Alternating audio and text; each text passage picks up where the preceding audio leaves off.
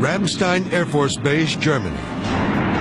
It's one of the most exciting air shows in all of Europe. A squadron of 10 Italian military jets dazzles the crowd of 300,000 people.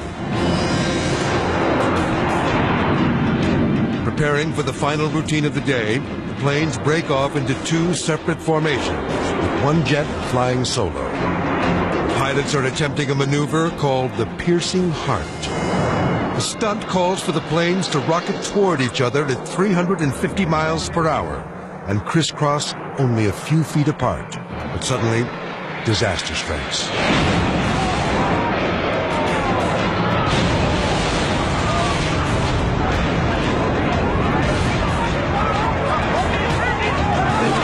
Three of the planes collide in midair.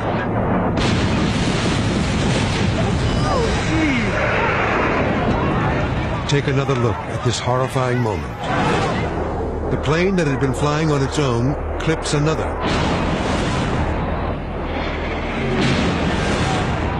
And then slams into a third jet.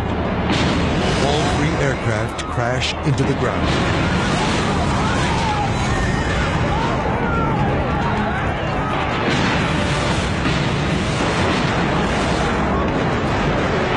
One of them streaks toward a crowd of spectators and explodes. Holy, it's the crap. Oh my God!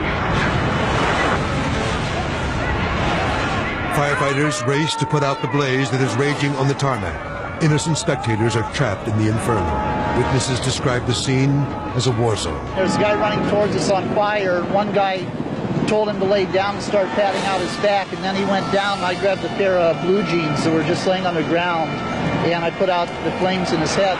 Another spectator, Jeff McCanch, was standing dangerously close to where the plane crashed down.